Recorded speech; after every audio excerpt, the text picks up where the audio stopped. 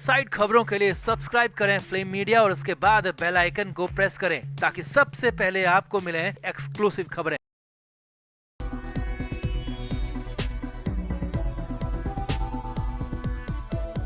तो देवेंद्र फडणवीस के बाद एकनाथ शिंदे ने उद्धव ठाकरे को निशाने पर लिया है और उद्धव ठाकरे को दोगली राजनीति करने वाला कह दिया। शिंदे ने कहा कि ये शख्स अपने पिता बाला साहब से नफरत करता है। ये पेट में कुछ और होठों पर कुछ रखने वाला व्यक्ति है। इतना ही नहीं, शिंदे ने तो ये तक कह दिया कि उद्धव ठाकरे ने हर किसी का भरोसा तोड़ा है, तभी तो आज की तारीख में वो पूरी तरह अकेला पड़ गया है। तो आखिर उद्धव ठाकरे पर अचानक क्यों गरजे एकनाथ शिंदे? शिंदे का पूरा बयान आपको भी दिखाते हैं। आप भी वीडियो को शेयर करें और अपनी राय कमेंट बॉक्स में जरूर दें। तो महाराष्ट्र के मुख्यमंत्री एकनाथ शिंदे ने उद्धव ठाकरे पर तीखा हमला किया है और उद्धव पर दोगली राजनीति करने का आरोप लगाया। शिंदे ने साथ ही ये भी आरोप लगाया कि लगभग 2 साल पहले जब वो शिवसेना से अलग हुए थे, तब उद्धव ठाकरे उनकी वापसी के लिए शांति प्रस्ताव देने का नाटक कर रहे थे और दूसरी तरफ उनके घर पर हमले की साजिश रच रहे थे। शिंदे ने कहा कि उद्धव पार्टी के संस्थापक बाला साहब ठाकरे के बिल्कुल उलट है और उनकी रुचि केवल अपने स्वार्थ को आगे बढ़ाने में रही है, जबकि उनके पिता हमेशा अपनी पार्टी के कार्यकर्ताओं के साथ खड़े रहे और अपनी बातों से कभी पीछे नहीं हटे। शिंदे ने कहा कि जो व्यक्ति अपने पिता से नफरत करता है, अपने पिता की विचारधारा से नफरत करता है, अपने पिता की हिंदुत्व वाली राजनीति से नफरत करता है, वो भला महाराष्ट्र की जनता का क्या भला करेगा। शिंदे ने कहा कि उद्धव ठाकरे को तो जंगल में फोटोग्राफी करनी चाहिए, वो अपने पिता से बिल्कुल उलट है। शिंदे ने यहाँ पर यह भी आरोप लगाया कि उद्धव ठाकरे ने जब बीजेपी से नाता तोड़कर कांग्रेस से हाथ मिला लिया था, तो उन्होंने मुख्यमंत्री की कुर्सी के लालच में अपने पिता की विचारधारा को त्याग दिया था, अपने पैरों के नीचे कुचल दिया था।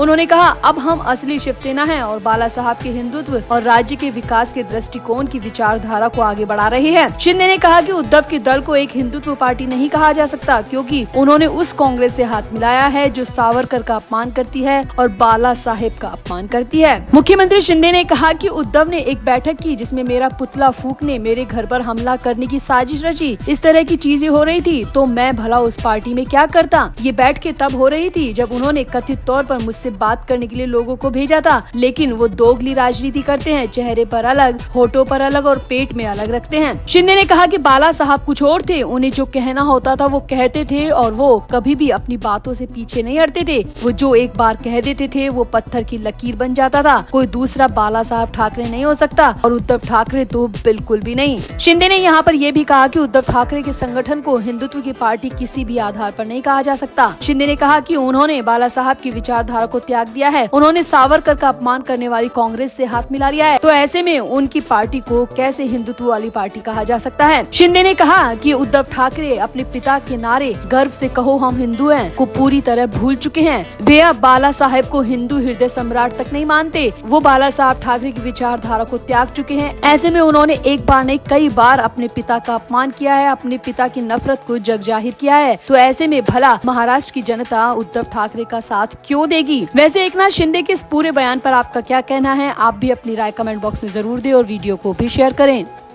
तो महाराष्ट्र में लोकसभा चुनाव को लेकर सियासी हलचल तेज है। इसी बीच मनसे प्रमुख राज ठाकरे ने रत्नागिरी और सिंधुदुर्ग लोकसभा क्षेत्र में चुनावी रैली को संबोधित किया। वो यहाँ पर बीजेपी के उम्मीदवार और केंद्रीय मंत्री नारायण राणे के पक्ष में रैली को संबोधित करने पहुँचे थे। इस दौरान राज ठाकरे ने अपने चचेरे भाई और यूबीटी प्रमुख उद्धव ठाकरे पर जमकर निशाना साधा। राज ठाकरे ने कहा, बीजेपी ने अगर उद्धव ठाकरे के 2.5 साल के लिए मुख्यमंत्री पद को साझा करने की बात मान ली होती तो वो उनके खिलाफ कुछ बोलते ही नहीं और सत्ता के लिए चुपचाप बैठे रहते, क्योंकि उद्धव ठाकरे सिर्फ सत्ता का लालची है और स्वार्थी है। राज ठाकरे ने कहा कि बीजेपी से गठबंधन थी तो सब काला सफेद दिख रहा था और अब हर सफेद काला दिखाई दे रहा है। यही उद्धव ठाकरे की असलियत है। राज ठाकरे ने आगे कहा, उद्धव ठाकरे ने कल कहा था कि कोंकण का कारोबार गुजरात जा रहा है। अब आप मुझे बताएं कि 2014 से 2019 तक बीजेपी के साथ आपकी सरकार रही, तब आपने विरोध क्यों नहीं किया? क्या ऐसी कोई जानकारी आपके पास नहीं थी जो कहती थी कि कोंकण में प्रोजेक्ट आया तो धमाका हो जाएगा? परमाणु अनुसंधान केंद्र तो मुंबई में स्थित है। उस वक्त आपको दिक्कत नहीं हुई, लेकिन आज क्यों दिक्कत हो रही है, ये बात पूरी महाराष्ट्र की जनता जानना चाहती है। राज ठाकरे ने आगे कहा कि मैं सीधा चलने वाला इंसान हूँ। ठाकरे को आनुवंशिक समस्या है। अगर मैं किसी बात से सहमत हूँ तो सहमत हूँ और यदि नहीं मानूंगा तो अंत तक नहीं मानूंगा। मैंने 2019 के विधानसभा चुनाव में सार्वजनिक रूप से मोदी का विरोध किया था। कुछ बातों पर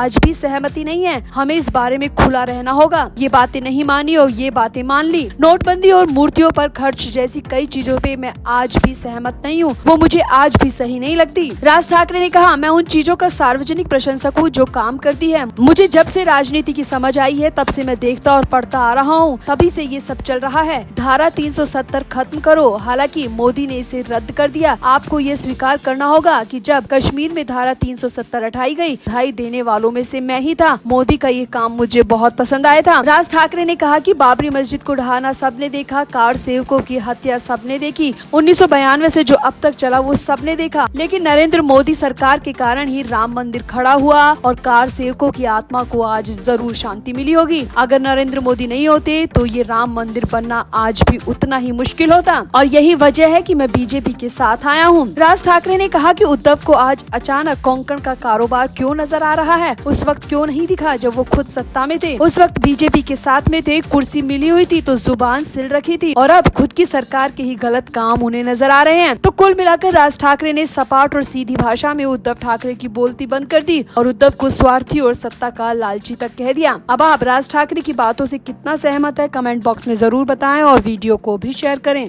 दरअसल कांग्रेस नेता विजय वडेट्टीवार के बयान से राज्य की सियासत में हंगामा मच गया है और काफी गहमा गहमी का माहौल भी देखा जा रहा है। वडेट्टीवार ने दावा किया था कि राज्य के आतंकवादी निरोधी दस्ते ने पूर्व प्रमुख आईपीएस हेमंत करकरे को 2008 के मुंबई हमलों के दौरान पाकिस्तानी आतंकवादियों ने नहीं मारा था, बल्कि आईपीएस करकरे की हत्या जिस गोली से की गई थी वो कसाब या आतंकियों की तरफ से नहीं बल्कि आरएसएस समर्थित एक पुलिस अधिकारी के हथियार से लगी थी। अब वडेट्टीवार ने ये बयान तो दे दिया, लेकिन इस बयान पर काफी हंगामा मच गया है और इस बयान पर अब उज्जवल निकम का भी जवाब आया है। जी हां, इस बयान पर उज्जवल निकम ने बड़ा पलटवार किया है, जिसके बाद तो कांग्रेस की बोलती पूरी तरह बंद हो गई है। उज्जवल निकम ने कहा, कांग्रेस नेता क्या आरोप लगा रहे हैं, पाकिस्तान क्या कहेगा। पाकिस्तान ने कभी इससे इनकार नहीं किया क्योंकि हमने न्यायिक सबूत पेश किए, लेकिन हमारा आदमी राजनीति कर रहा है। आप सिर्फ प्रचार करना चाहते हैं, इससे निकम की बदनामी नहीं होगी, ये आपको ही बदनाम करेगा। निकम ने साफ साफ कहा कि जिस कसाब को पाकिस्तान खुद ने आतंकवादी माना, कांग्रेस नेता क्यों नहीं मान रहे। निकम ने कहा कि कांग्रेस नेताओं को पहले भी कसाब की फिक्र थी और आज भी उस कसाब की जिसने मुंबई में कई निर्दोष लोगों को मौत की नींद सुला दिया। बीजेपी के उम्मीदवार उज्जवल निकम ने आगे कहा, मुझे दुख है कि एक विपक्षी नेता जो पूरी बात भी नहीं जानता, वो एक सिर्फ किताब पर विश्वास करके आधारहीन बयान दे रहा है। इसका मतलब है कि आप शहीद हेमंत करकरे का अपमान कर रहे हैं, न्यायपालिका का अपमान कर रहे हैं। निकम ने आगे कहा कि कसाब ने खुद कबूल किया था कि जब वो और उसका साथी कामा अस्पताल के बाहर पहुंचे तो उन्होंने एक पुलिस जीप देखी और उन दोनों ने गोलीबारी की, जिसमें 3 पुलिस अधिकारी शहीद हो गए और उनमें से ही एक हेमंत करकरे भी थे। निकम ने कहा कि कांग्रेस नेता को शर्म आनी चाहिए जो बिना फैक्ट जाने हेमंत करकरे के बारे में ऐसी बातें बोल रहे हैं। यहाँ आपको बता दें, कांग्रेस नेता ने बयान पर विवाद बढ़ने के बाद में सफाई दी है और कहा है कि हेमंत करकरे की हत्या आतंकियों की गोलियों से नहीं हुई थी। ये बात पुलिस अफसर SM मुशर्रफ की किताब में लिखी थी और मैंने उसी किताब के आधार पर अपना बयान दिया है और उसी पर अब उज्जवल निकम ने भी पलटवार किया है और निकम ने कहा है कि एक सिर्फ किताब के आधार पर किसी के शहीद होने पर सवाल उठाना बिल्कुल गलत है और ये कांग्रेस की गिरी हुई मानसिकता को दिखाता है। तो आपको क्या लगता है, क्या वाकई में कांग्रेस किसी खास वोट बैंक के लिए ऐसा कर रही है? क्या शहीद हेमंत करकरे की मौत पर सवाल उठाना सही है?